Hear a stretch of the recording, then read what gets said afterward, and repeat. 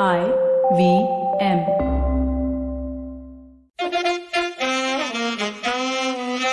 कृपया ध्यान दीजिए, the language used on the podcast may not be fit for consumption. We warn you, tread carefully. But listen, yaar, don't be so conservative.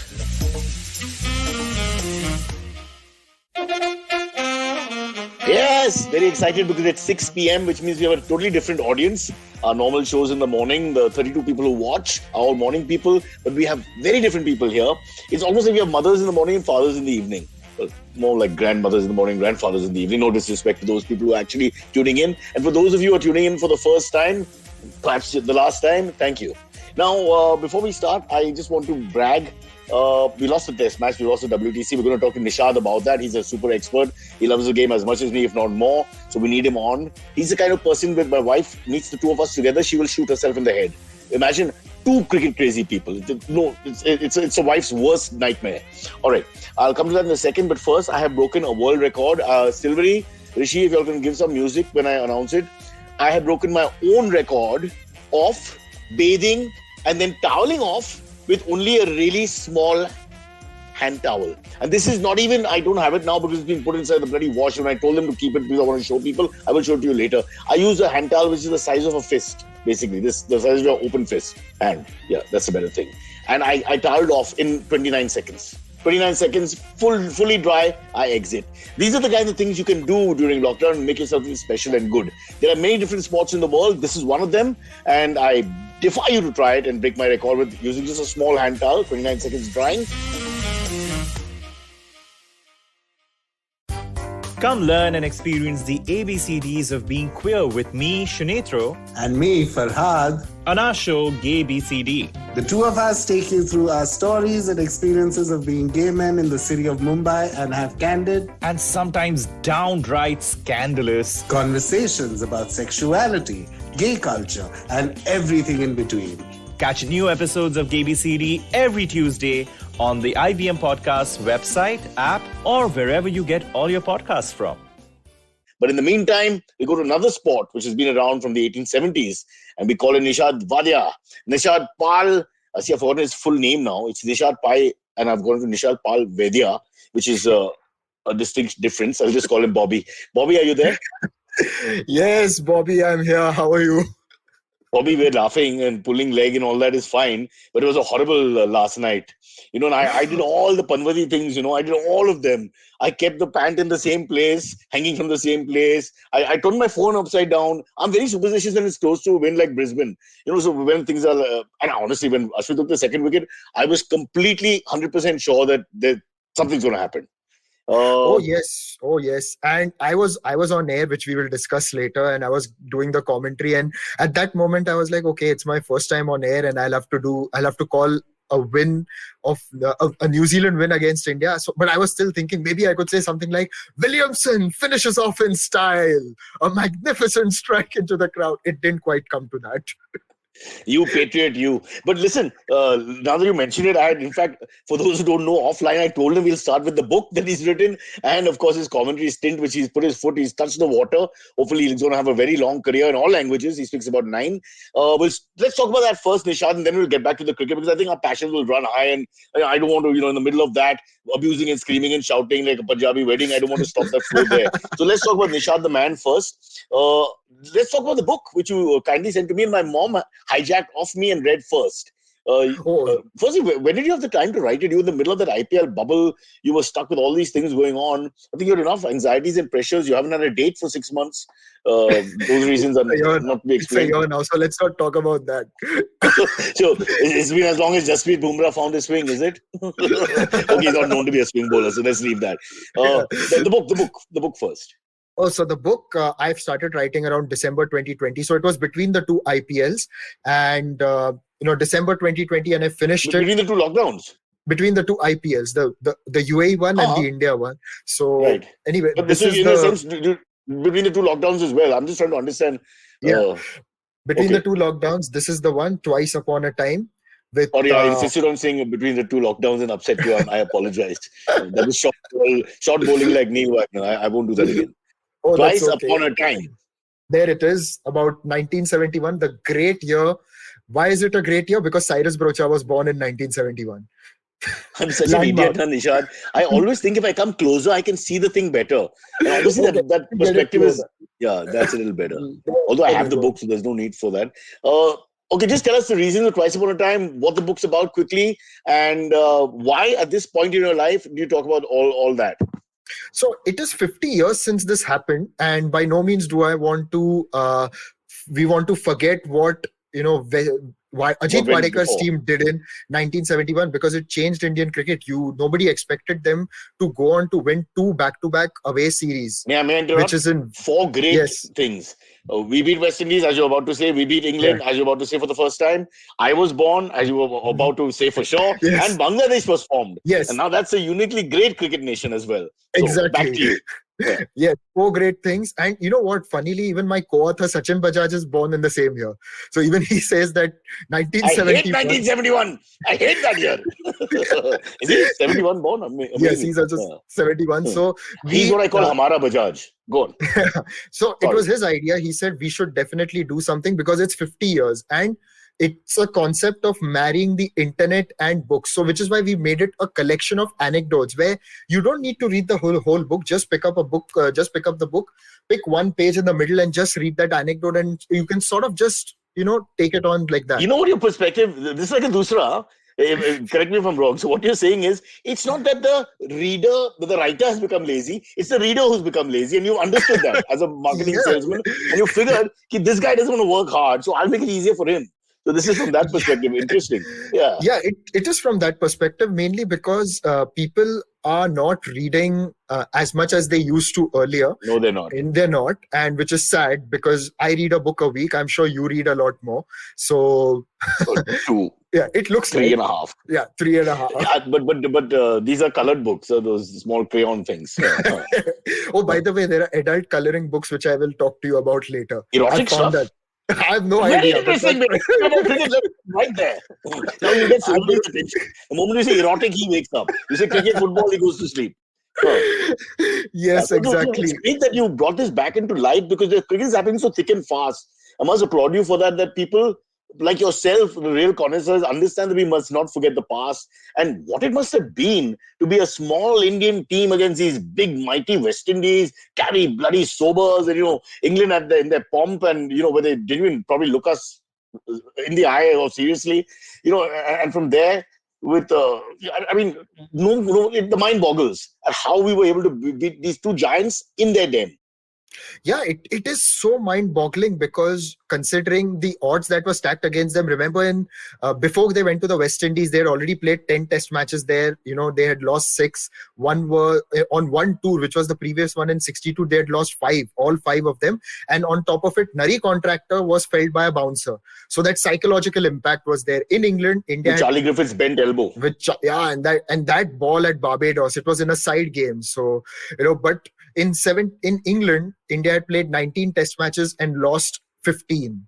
So obviously the odds were stacked against India. And weather helped, as it did in the WTC up to a point. Weather helped in surviving a few others. Yeah. Yeah, it did. And what Wadekar did, Wadekar brought in his own sense of tactics, his own sense of leading the side. And Sunil Gavaskar and Dilip Sardesai, I'm sure you would have had the pleasure of meeting him a few times. He actually Sardi inspired the team. Yeah, 642 runs. We talk about Gavaskar 774. Everybody forgets that. Yeah, it's just below 774. It's Yeah. what? It's 100-run difference. It's Yeah. unbelievable. Yeah. 100-run difference, and all those runs scored when India had their backs to the wall. Most of those runs scored when India had their backs to the wall. Sardi is a fellow Goan, so I think I could also see a little bit of that coming through. Fair enough. Oh, Fair absolutely. Indeed. Oh, yeah. When one of the first things I asked my dad growing up, when I started understanding cricket, who is a Goan test cricketer, and he always told me it is only Dilip Sardesai. Sure, others have got some roots here and there in Goa, but Dilip Sardesai is a born and bred Goan test cricketer, and we are still proud of him.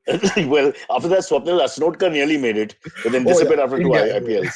Yeah, that's right. A few made it to the under-19 level, but not beyond that. Rajasthan Royals, one more name will come back to me. But sorry, let's not interrupt. So you were talking about 71 England, where we had a horrible record. West Indies are imposing with the greatest cricketer, some say, of all time. And let's face it, fast bowling wasn't our thing.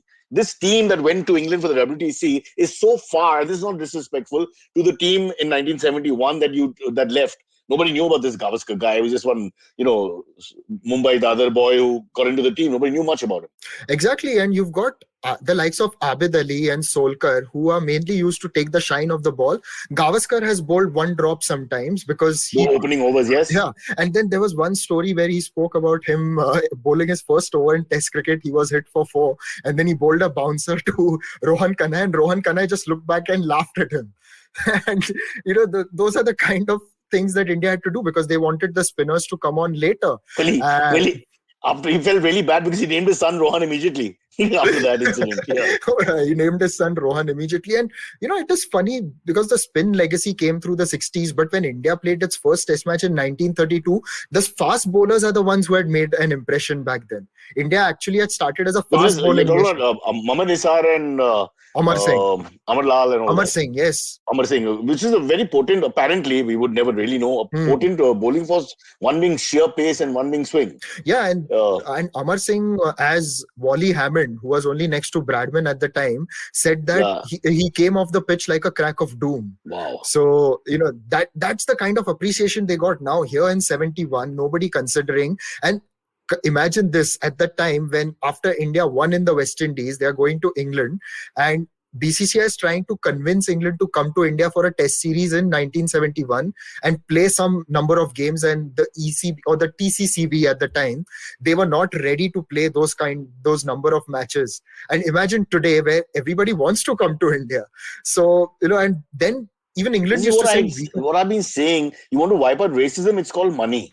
Money makes all colors equal. What you have to do is, I think this proves it. The same cricketers who refuse to come here from Australia, England, I won't take names, some of the greats of all time, because they didn't want to go to a third world country, now are commentators, coaches, hanger-ons in some capacity, lower in the scale of cricket, but very much earning their bread and butter through India. Where's the BJP now? Action should be taken against these people. No, I'm just but yes, so this was the whole idea, to mark those victories, because ultimately 71 gave India the confidence. It was the birth of Sunil Gavaskar, the international cricketer. And my favorite. Yes, your favorite. You grew up watching him, and by the way, I think my favorite Indian batsman of all time. You bowled to him once, didn't you? I got him out. He said going down, but I didn't want to say that. I was like, you have to say that. So it was just, he was practicing at the Bombay gym. Not even a net. He was asking us to throw at him. So, come on, man. Gavaskar Singh threw the ball. I picked up the ball. I was 10 years old. I threw the ball. Was your elbow like straight? Charlie Griffith without the pace. Yeah. Yeah, but was your elbow straight? Yeah, that's the question. Was your elbow straight? Didn't bother him. Yeah, I don't know. He played the ball off the wicket. It didn't bother him at all. But sorry, no, a quick note from my side. So it looks like you're a very sensitive guy at the end of the day, because you're trying to safeguard almost in a poetic way some of the great moments. There's a romantic side to you as a cricket lover and enthusiast, which I so appreciate. You have no idea. I get really sad that, as we grow older and the world just keeps turning, of course, the old order changes, yielding place to the new. We accept all that. But it's a bit sad if you don't remember what happened before, because it's fabulous. This 71 against a run of play from left field. You come, go to the West Indies, overpower them. Then you go to England, overpower them. And you come back with your chest out. And 83 was on the shoulders of 71 as far as I'm concerned. And post 83, everything that came, the birth is 71. Would you say that? Absolutely. This is what we really, really believe in, that, this is where it all started. It started with 1971, because 83 may not have happened had, the confidence of 71 not come through, because later India definitely became a better touring side. I mean, the wins didn't come, but you see what happened in 77, 78 in Australia, in the, as I like to call it, the Bob Simpson benefit series. But still a good team, B team or C team. Aussie, like India today, would always field you, 11 crack cricketers. I mean, Jeff Thompson at his best. Not an old Jeff Thompson. Exactly. Exactly. But that series India could have easily won had it not been a decision or two not going their way.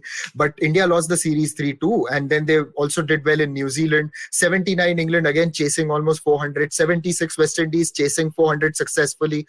One test. Yeah, there were so many and that was a very serious Indies team. That was the birth of the great West Indies fast bowling quartet, quintet, sextet, seventet, tentet, 20tet, 48tet, 5 minutes later, 168tet, whatever. Yeah, India started that because after that, you know what happened. India chased down that target, and Clive Lloyd is like, I'm only going to play fast bowlers. So thank India. Every other team will blame India for unleashing the West Indian pace. What, don't you agree with that? Well, West Indian pace is now Shannon, Gabriel, and 3 left armers. But let's move a little bit on. So this is the first book. Does it mean we're going to get some more incidents or anecdotes from the past which you think bear great perspective that you can see, or context that you can see later and see the trail it blazes?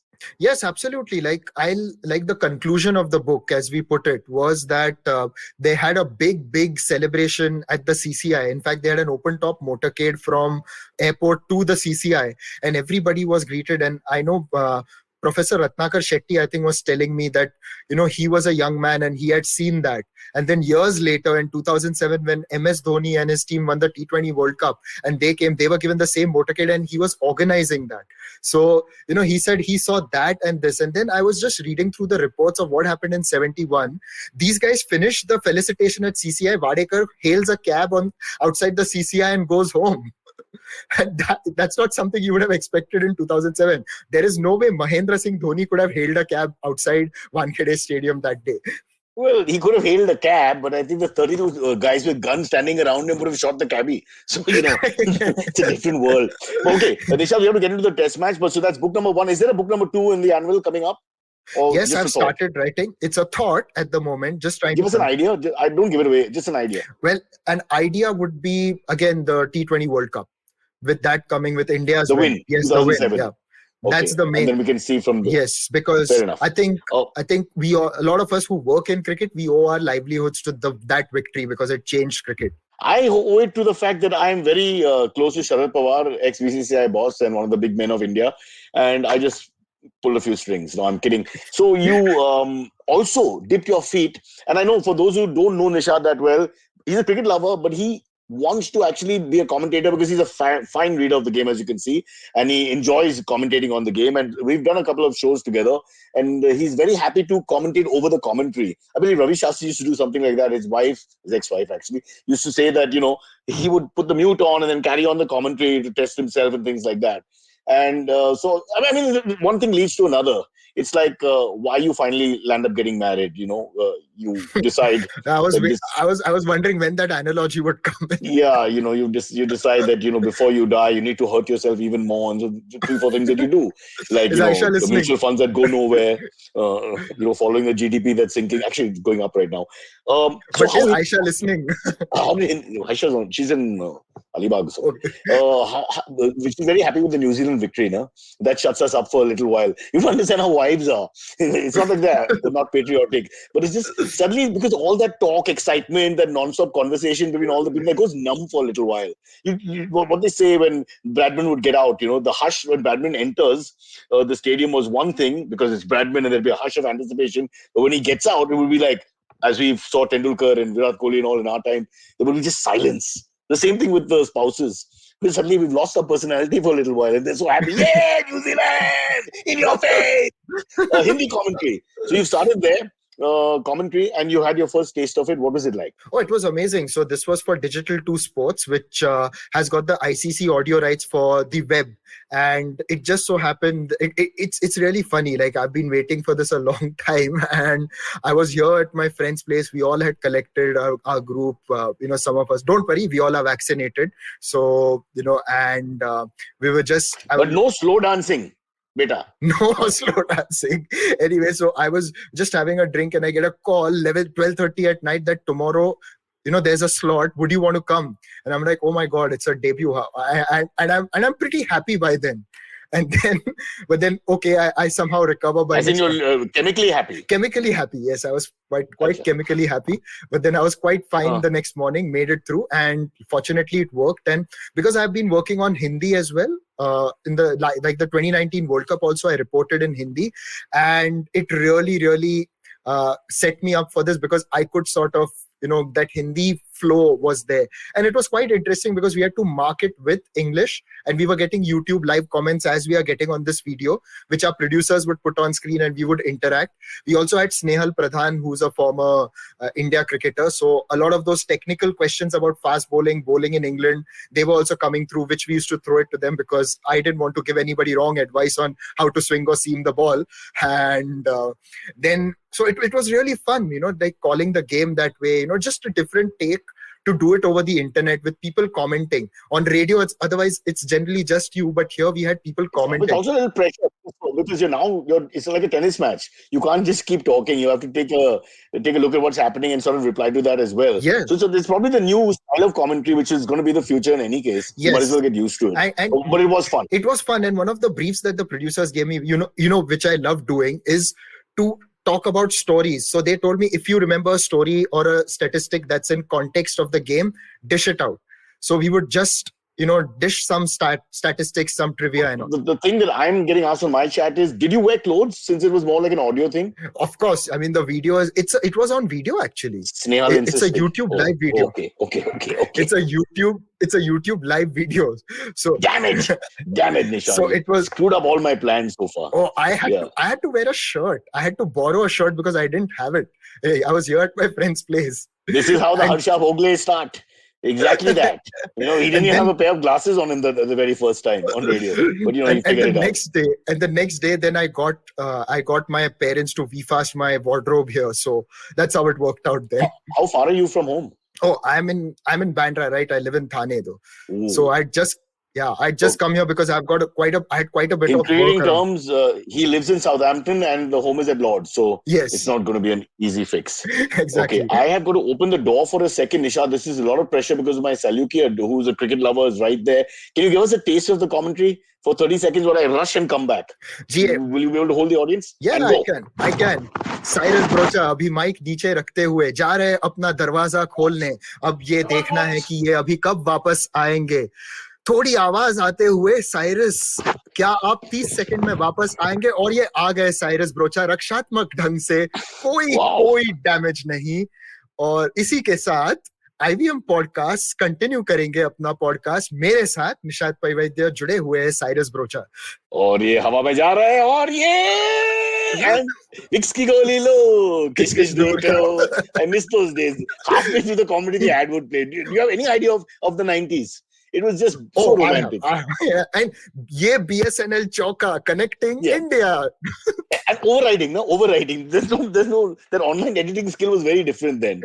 Okay, Nishad, we've spent 22 minutes talking about you with your ego and your vanity, and that's great. And I'm sure we're going to see you in the commentary box across the globe, not just here. Let's get into what happened. I think first and foremost, let's salute it as a good test match. They had so much rain, probably played just over 3 days in terms of actual number of overs. And it was a dogfight. The match was finally decided for me. When they were 96-2 is when I thought Indian shoulders went down. And it was more or less written then that we are going to lose the game. But that was the last 45 minutes of play. Yes. And, I think with India batting on the last day, there was just a sneaky feeling that there could be some kind of a collapse. And after it rained on day 4, which was technically day 4, but I really felt that there was only one possibility of a win, and that was New Zealand, and India would have to draw the game. So it is really sad. I agree with what you said, but it's not like it didn't happen. So romantic, and you was thinking, come on, you had that Botham's Ashes where, Bob Willis went through them after Botham brings the match back after following on, and it was 130 odd to win, and Australia collapsed, to Bob Willis. Yeah, but you know what? These things happen when once in a while, but we've already possibly exhausted that sort of with the Brisbane thing. I had the same feeling. Yes, I felt Gaba, when all the stars had gone, these boys just raised their game, and it's like all our karma was in that. And a little bit ran out of it. I have to give you this story. Okay, it's like my dad. Okay, my dad never watches cricket highlights on his own, in his own volition. Okay, it's only whenever I switch on the TV, I'm watching an old game, he will watch cricket highlights. And imagine what, a few weeks ago I walked in on him actually searching online Gabba Test Day 5 and watching the highlights, and I was shocked, and I'm like, Dad, what is this? He's like, oh yeah, I watched Day 5 highlights of Gabba again and again. So that's the kind of victory that it is. It's changed my dad from a highlights agnostic to a proper convert. Like, But I understand where he's coming from. It just makes you happy. Something like a song that you like, you want to hear the yeah, same song again. I know nothing beats the actual day. Like I said, we were doing a podcast live while the match was going on because it's morning and, the timings in Brisbane, etc. So I just couldn't concentrate on the podcast and people were sending because I had the TV on. No podcast deserve this kind of respect. I couldn't. And people were sending this. Can you focus? Can you pay attention? Can you stop looking? We all can see you watching the game. But like you said, no, I think you're spot on that. It's a very strange thing that happened. But maybe our cards were all aligned, our stars were all aligned, the cards all fell in place, and now it didn't. But could it also be that we were now expected to win? And whenever we're expected to win, we don't seem to be delivering. While against the run of play, we do very well. Like in Australia, we were always supposed to not win. When we lose our stars, definitely not win. And when you're 36 all out, no chance, 4 love, 5 love, 7 love, all that crap. And we upset the apple cart. But here, it is strange because now yesterday was exactly 8 years since India won the Champions Trophy, which was the last men's senior ICC event that they won. And thereafter, it's not like they've not been playing good. They've been playing very well to get to the semi-finals and finals. Finals we made. Yeah, we made semi-finals. But I don't know, at that particular instant, there's something wrong that happens. Like, I think here on the last day, had Pujara and Kohli batted through the first hour, possibly India would have drawn the game quite easily. And had Pujara taken the catch, we may still have been in the game. You don't know. I mean, yeah, but there was just. I know it was very less runs, but still, look at it. You never know in cricket. No? We can't say for sure. My only big worry was, and I want you to now be honest here, because I screamed when I read the 11. I love Virat's attitude of, I'll give you the 11 5 days before. That's a very good attitude. Okay, while our friend Williamson waited until the last second after the rain came, etc. But why play 2 spinners? What was that? What was the rationale? So from what I heard, what Virat said, it's that, see, if Hardik Pandya was there would be no problem, honestly, but he's not. Okay, if Hardik Pandya was there, we would have played 4 fast bowlers, which is inclusive of him and him as the all-rounder and 1 spinner. But since he's not available, India had to play Jadeja. But with the way Ashwin is bowling and also the possibility that Southampton may offer something. Remember the last 2 times that India played at Southampton, who took wickets? Moeen Ali. Moeen Ali at Southampton across the 2 India tests that India have played has taken 17 wickets. 8 in one match and 9 in the other match. So Southampton definitely has something for the off-spinner. So playing Ashwin was definitely something that made sense. But you know what? I had a very different theory.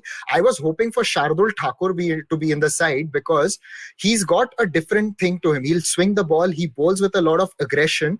And for some reason, people take him lightly and lose wickets to him. So possibly I felt that they may have missed a trick by not including a Shardul. And if you play Shardul, he's someone who can bat as well. So possibly, you play a Jadeja, but you also play a Shardul Thakur. Oh, is someone calling? Sorry you? about that. The moment you said Shardul, my dogs don't like Shardul for some reason. Oh, why is they that? just get upset. Oh, they want Mohammad Siraj to play. They want Mohammad Siraj to play. Yeah. But while I try to figure out the lighting, 1 sec. Yeah. But that's what I felt, that maybe a Shardul Thakur could have been an option. And Ashwin, considering what Moeen Ali has done across 2 Southampton tests, may have made sense. So your point is Shardul as a bowling all-rounder. Let's get that perspective in, that he bats a bit as well for sure and sees himself as a batsman. So you give, because that was a big area. The slight weakness we felt at 7, 6, 7, 8. Rishabh Pant coming at 6. Do we have it dried out with less batsmen? And then so 7, 8 has to give us something extra. Hence maybe the 2 spinners. But I still think, of course hindsight is 80, 90. But it's we needed a 4th seamer. Whatever happens, the 4 guys should have been bowling fast. But what if we had a full game and then Ashwin, if we had, considering the purchase he got yesterday, on the last and the pitch had worn out a lot more, and also knowing what Moeen Ali has done at Southampton twice, not once, but twice, they would have been tempted. Now I'll checkmate you in chess. Yes. And that is why Williams did the right thing by holding back with the squad. Yeah. Because he saw the weather conditions. He could read that it's overcast. Overcast in England, do the max. It's going to swing. It's going to swing. You need your bowlers who can move the ball around. Yeah. But so even R. Sridhar, who's the fielding coach, said in the press conference on day 1 after it got rained out that we will actually, this is not the final 11. If the conditions demand, we'll make the change. So I'm wondering if I didn't understand that consider at all. Because Virat very clearly said this is the 11. and Yeah, that's but it. the 11 is not official till you exchange the team sheets at the toss. Fair enough. Yeah. But it's So, also an ego thing. Once you've said it, you've said it. Now you're not going to go back on that because you're now, like Genghis Khan. You made your proclamation and now you conquer. It's like that. yeah. However, I mean, I still say if you look at it away from being Indian and jingoistic, it was a good test match. There's some hell of good bowling performances on both sides. Shami was fabulous. We look at India first. Ishant in patches was really good. It shows he's really getting better with age. Um, Unfortunately, Jasprit just couldn't find his, or is it that Jasprit, those aren't conditions. This is a horrible thing to say, but actually, when the ball is swinging, he doesn't really have much role to play. Well, if he's a more of a seam bowler, and last time when India won in Nottingham, he had done quite well. And there was one particular phase on the last day where he was actually getting it across the left-hander and zipping it through, and it was bouncing. And I felt maybe this is the time that Bumrah has really come into his own. But I think it was a little too late. So maybe through the England tour, we'll see him do a lot better. And there'll be different wickets also, Nishad. It's not going to be overcast all the time, and they're not going to be bowling first. All these things fell into Williamson's hands, rather. And like we discussed, Gaba, things fell in our hands. I mean, there are factors, and this is the great thing about cricket, isn't it? That there are factors that no matter what you do with all the money in the world and the science and the talent and the backing, there's the odd thing like overcast conditions, you're batting first. And surprisingly, we were batting okay in the first half hour. And then it all went, awry after that, sadly. Yeah, exactly. It just went all awry after that, and it's quite, the collapse especially was worrying. And your lower order is not contributing. In the first New Zealand innings, the last 4 wickets contributed something like 80 runs, and India was barely around 35-40, and that's where it hurts. There was a time when Ishant Sharma used to really stick it out and stay there. Mohammad Shami is had decent batting ability, but that somehow has not. He's gone from decent batting ability to a one-stroke wonder. I'll hit one over the top and get out every time. Yeah, and you saw the field that was placed for him yesterday, right? That fly slip bit, and how he he's just going to try hit over the top. Yeah, but that edge just went right enough to him, and he couldn't move. So it was quite fascinating. The way even Williamson, give him credit for his fielding positions. I think he was magnificent. And the way Neil Wagner outthought Ravindra Jadeja with the leg side field and then bluffing him with one that left him and outside the off stump, and he edges it. I think full credit to New Zealand. Again, all the second half of the batting, and that's fine, but it's always a lottery. No matter what you say, it's 3, 4, 5. Your pillars. Yes. 3, 4, 5. He put up a fight, but he never looked like he was going to stay. Always looked, of course, this is a difficult wicket to bat on, so let's always keep that in perspective. And now I'm a little worried about Kohli and the ball coming in. First, because he seems to be worried about that. Hence, his mind, that's what, I mean, it may not be true, but I'm worried that if he's going to keep looking at the ball coming in, sooner or later they just get a guy to move the ball away, and exactly what happened. You think it's possible? Well, you know what, the way Pujara played, I know that there is a lot of talk about intent and strike rate, but when it works like the way it did in Australia, right? And I remember... But even here, it was okay. 36 balls against the mark was okay. That was not an issue. It's a low-scoring test match. No one's going to hold that against them, but at the end of the day, you're out for 8, right? Yes, so then it doesn't work out. It doesn't work out, exactly. In Australia, he made it count, but here it did. He made it count. Yeah, he made it count. And also, Ajinkya Rahane, for some reason, he's not done himself any favors after the Melbourne test, And I don't know why. And Nishad, because... Sorry, but Rahane also, both the dismissals were like, he threw his wicket away literally. I mean, down the leg side. Yeah. On a seaming wicket, how do you glove a ball down the leg side? I mean, that's not even like a dangerous area. That may have been slightly unlucky, but the first innings I felt when they had just moved the field, the previous ball, they played a pull shot. Yeah. What was that? There was the paddle pull. It was a half pull. Yeah. Like Sunny on air said in the English commentary that he's trying to take a single to reach his 50, which again gives Mumbai cricket a bad name where we're always thinking of the damn figure.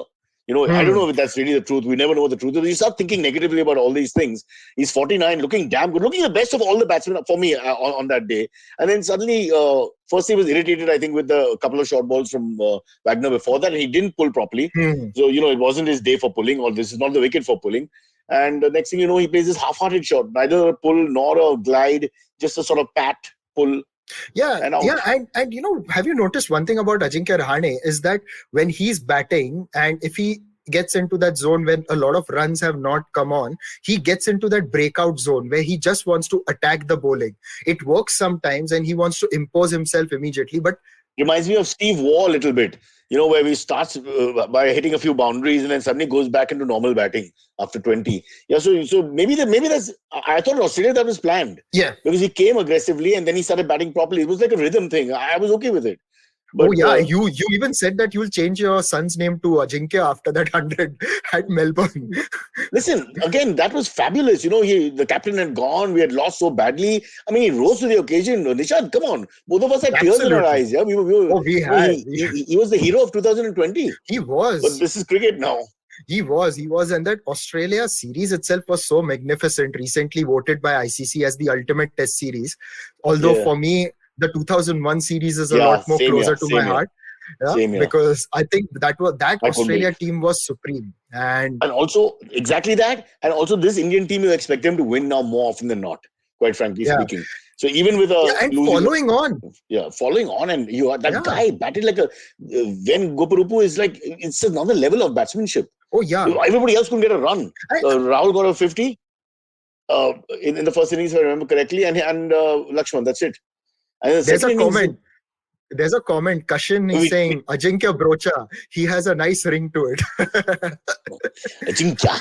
Bradley hates the word jinx. I remember asking him once at one event. Okay, we have to take a break which doesn't exist, like the break that wasn't. And we'll bring Silvery in, a man who hates cricket, our producer.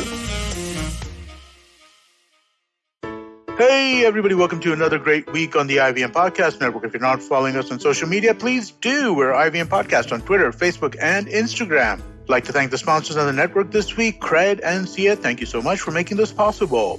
We've had an amazing week on the network. Do check out The Note with Mahrukh Inayat. She speaks to Prabhat Kumar, the man leading child protection at one of India's leading NGOs, Save the Children. On The Habit Coach, Ashton was joined by Rajat Mittal Shah to talk about some superfoods in Ayurveda like turmeric and ashwagandha. On Paisa Vaisa, host Anupam Gupta has a digital gold special in 2 parts, one with Ashraf Rizvi, founder and CEO of Digital Swiss Gold and Gilded, and one with Deepak Abbott, co-founder of India Gold. Listen to the first part of the Father's Day special of Agla Station Adulthood with Natasha and her father, Dr. Vipul Roy Rathod. You should also check out Cyrus Says' episode with Mukul Chadda. He talks about upcoming shows Sunflower and Sherni. Our Kannada podcast, Thale Artist, celebrates 100 episodes, and we had a reunion of hosts Pawan, Ganesh, and Surya who shared their favorite moments from the past. Shiva Mehta is back with the second season of Smile India. The show is available in both English and Hindi. On this episode, she talks about the conversion from bag teas to bagless ones and how we should ditch the plastic and have a great tea experience. And with that, let me get you back to your show.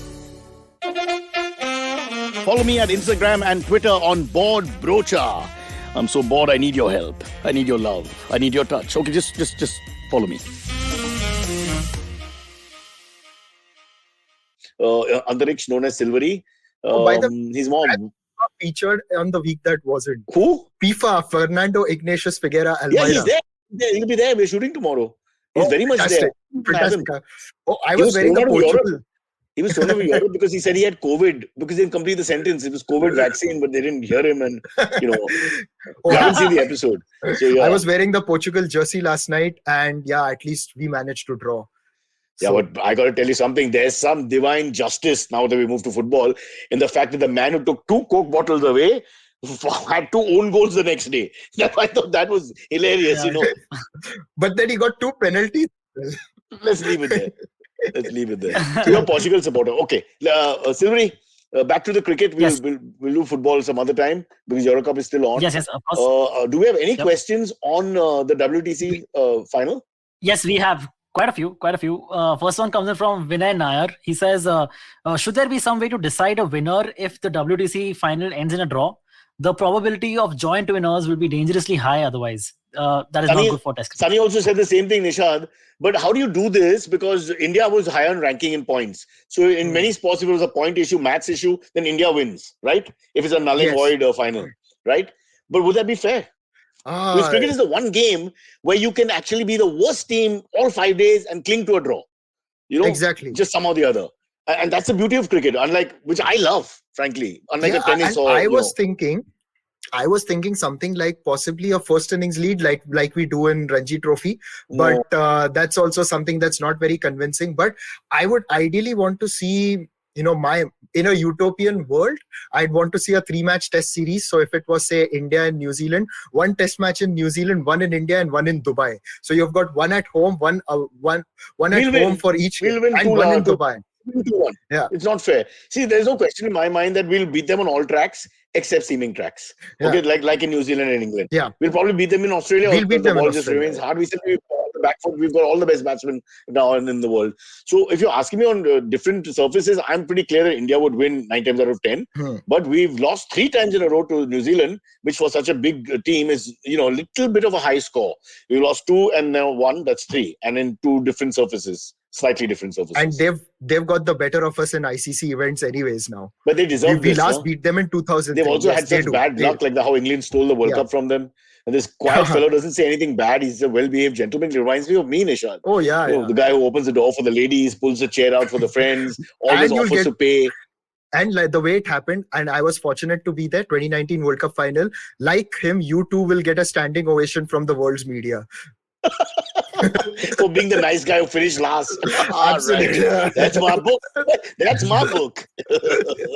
Yeah. Okay, so next one. All right, sure. The next one comes from Nikhil Ravindra. He says, finished reading the book. This is for Nishad. He says, finished reading the book and enjoyed it. What are some of the funny Solkar stories that didn't make the final edit? There are a lot of language jokes about it because he didn't speak good English. So yes. The more educated guys in the team, Bishan Singh Bedi or Sunil Gavaskar and those types, they would have a lot of fun. Bishan was very naughty. There was one that happened, but it was not in 71. It was before. So apparently, Gundappa Vishwanath made his test debut. No, that's been included. Gundappa Vishwanath made his test debut, and he got out for duck. So actually, apparently, so what happened was that, or rather, I think when first innings duck, second innings 100. No. Eknath Solkar made his debut, got out for duck, and then he told him, someone was his roommate, and he told Solkar, "Don't worry, this is what happens." And he gave him a list of names of greats who had gotten out for duck in Test cricket. So that was okay. Cut to a few months later, Gundappa Vishwanath is making his test debut. He gets out for duck. Eknath Solkar is his roommate, and he tells him that don't worry, a lot of great players get out for duck, and he gives them a big long list and says, and Eknath Solkar. So, that was the kind of humor. Unlike Eknath, who didn't make too much in the second innings, Gundappa gets 138, if I'm not mistaken. 137. Yes, he did. Wow. Yeah. That was a very, very good one. Yes. When I used Nishad, when I was still drinking alcohol, those glorious days of youth, with Sardi, I couldn't believe my luck. I'm in a club where a Test cricketer that for me, it was when I meet. The same thing with film stars also from our generation.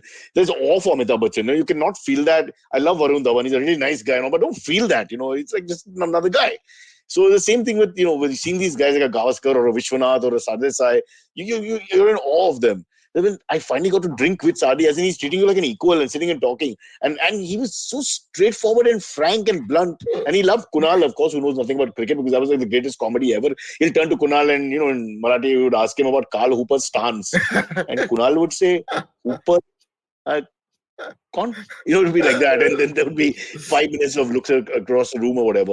So I really enjoyed getting these guys, nuggets from these guys. I wish I would write down what they used to say, because the stories from the dressing room, if you want to do a book on that, for guys like us, are really funny stories. Like after contractor got hurt, nobody wanted to go and bat next. I mean, it's not really funny in that sense, but it's just interesting to see what really happens. I was just saying that if you want to do a story of anecdotes from their dressing rooms or from their inside stories, if you can get them and they drink a little bit and open up, wow, there's some nuggets there. Oh, they really are. And then, but yeah, sometimes it's a little difficult to put it on paper as well without editing. Oh, maybe they won't allow you afterwards. But then there's always money. Remember that. Okay, next one, sir. All right. Yeah. Next one comes in from Kashan Shetty. Kashan, hi, man. He asks, hello, Nishad. As Cyrus mentioned, fast bowling was never our thing. Who, in your opinion, is the most underrated fast bowler we've ever had? Javagal Srinath. Yes, I agree. Javagal Srinath, because he bowled at a time when we didn't have a lot of fast bowling.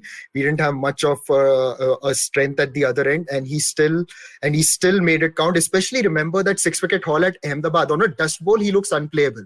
and those And quick. bag full of wickets against Genuinely Pakistan quick. at Eden. Genuinely quick, yeah. And he was someone who I think really toiled for Indian cricket, to the point that, in 96, 97, his shoulder gave way. And I think the whole country was like, oh my God, there's one shoulder, which is the most important shoulder in the country, and we've got to look after it. Well, now that shoulder is strumming a guitar. A new boy band with Maninder Singh and Venki Oh, Prasad. yeah. Well, With Sabha Karim at the back. Yeah. So things are good. Things are glorious. Also, what about Ramakant Desai? Everybody will mention him. Oh, Ramakant Desai is another underrated one. And after 68, and he retired early. He retired before 30 or just about at 30. So, he was someone who had definitely left his impression, because he was one of the quicker fast bowlers that India had. And then for a long time, until Kapil Dev, India didn't have that kind of a fast bowler. And small build guy. So, short guy. Small build. Yeah. So I remember my dad again telling me, like, when I was trying to bowl in school cricket, I'm like, Dad, I'm not tall, I can't bowl fast. And he's like, Ramakant Desai used to bowl fast in spite of being short. Forget Ramakant Desai. Harold Larwood was 5'8". Yes. Which is about my height, brother. And I'm quick off the wicket. Nishad, I let it rip. People even I'm 5'8", so it's good. There you go. I have a very long run up even now. I don't deliver the ball. I just shake hands with the umpire and walk off. But I do the run up. I can do the bloody run up till I die. Yeah. I love acting cricket. Have you ever done that? I can do I just love do acting, Viv's walk to the wicket, the whole, the strutting around, the eyeballing the bowler, all that. Imran's run up. I love doing all that. But I just don't have any talent to actually do the act. Show before that. Yeah. Yeah, this is what happened 2 years ago. I was playing a media game in England, and I'm playing after a long time, and I decided I'll only field. I didn't want to bat and all, and they kept me at point, being one of the younger ones, and the ball didn't even come to me once. And I knew that if the ball comes straight, I'll take it. Now, but then the captain sends me to long off, and the batsman hits it in the air. I go forward, and I'm waiting for the catch. And because of the wind, and it's England, the ball is somewhere there, and I look like such an idiot, because I'm waiting here for the ball, and the ball has gone there for 6. But that's really not fair for those who've not played a game where wind is really a factor. It really is difficult, and sometimes you have to understand. There's no way you can get that right if the ball is swirling. I don't know how you take those catches when the ball is swirling with the wind, and he's trying to judge. And one of my friends posted a picture on social media that day. We took a picture with Dave Richardson, who was the former South African wicketkeeper and the outgoing ICC CEO. So he was very good with the media. So we took a picture with him, and my friend posts a picture with former South African cricketer Dave Richardson and the greatest fielder of all time, Nishad Pai Vaidya. Because I just dropped the catch. That's why. It's all right. You know how many women have dropped me? Bro, dropping's overrated. Yeah. He doesn't want to answer that. For a baseliner, that's a terrible reply. Quick word on Djokovic, bro. I know this is a cricket special, I think, but just how are you going to say he's not the greatest of all time? Nishad has left the building. Nishad has left. He did have to leave at 6:45, but I thought he would say bye. Yeah, this is probably a case for calling the police. Sorry about that. I am missing Nishad Pai Vaidya from my show. We're just trying to find where you are. Sorry. No, sir, not a prank. Yes. My love to Meenakshi. Yes. Okay, there I am. Sorry. I know we're wrapping up in 2-3 minutes. Just quick word on Djokovic. I'm just saying It's difficult now to not say he's the greatest of all time. Batting 34. More wins on all different surfaces. 2 Grand Slams in a row possible. Very, very possible. Very possible. And Federer, let's face it, after Hal, it doesn't look like he's going to win another Grand Slam. It doesn't. And finally, I think age definitely catches up. It's marvelous. Injury. And to play at that kind of excellence with putting the body through so much. And Nadal and Djokovic are younger to him.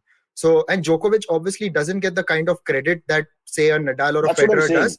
He's the unknown soldier. Yes, I definitely rate him as a lot, as someone who's definitely a great, and we are fortunate. This is such an India question. Now we love these questions. Yeah. Out of the 3, how do you rank them? And we could if I was drinking again, this could be like a 2-hour conversation. But you know what? I will definitely say he is the all-time great if he wins the Wimbledon now and goes on to win the medal as well. If he's going to the Olympics, that is. I think that will seal it. That will be a done deal. Signed, sealed, delivered. Yeah, it's a tough one, but I still think he's got 2 years more of wins in him, which means at least 2 or 3 more Grand Slams, which puts him on another level, whether he wins the Olympics or not. And also the fact that, he actually, if you look at his record, you need to go, it's across the world on all tracks. Yeah, absolutely. He's got a great record. Okay, Nishad, I can see from your body language, you're under pressure. No worries. Yeah. Thank you so much for being with us. Thank you so much. Gary is waiting on the other side, so I've got to... No, Gary is very important. Give him a love and respect. Absolutely. Everybody loves New Zealand. They're like the West Indies of this generation. Everybody supports New Zealand. What a great team. All right, and cheers, West Indies also, by the way. Indians love the West Indies as well, by the way. I love the West Indies, but if you saw what they did against South Africa last week, there's not much left of the West Indies. The T20 team. When come the T20 World Cup, come the Chris Gales, Andre Russells, India's second team will be the West Indies. Well, they had this fabulous 2 tests in Bangladesh at the beginning of the year before the second lockdown was announced. After Uddhav Thackeray mentioned the second lockdown, my West Indies team has collapsed again. There's a correlation, and I will prove it to you the next time. Now go and talk to Gary. Please don't waste time of Tom, Dick, or Gary. They all have to be interviewed and interviewed quickly. Absolutely. It is so good. Bye. As always, anytime, Cyrus, really amazing. Wish we could have been longer, but I think he's just about to get his flight. Go. No worries, bro. No worries. Go on. Okay, guys, we have to wrap it up here. Nishad's off, and we'll be back tomorrow morning. Silvery, good news is I'm in the studio tomorrow because they're in AGM today, so we couldn't shoot. So it'll be live from the studio. It's an erotic novel that I'm making into a movie every Friday or Thursday. Bye, Silvery. Have a pleasant day. Thank you. Because I know your day just begins. You youngsters, unlike us. I have to go and find my bra now so I can go to sleep. See you. Bye-bye. Bye. See you. Okay, catch us on any of the podcasting apps, please. We beg you, we need you. Send us your questions on Twitter, on Cyrus Says In. Or you can email us, even if you're not female, on whatcyrussays@gmail.com.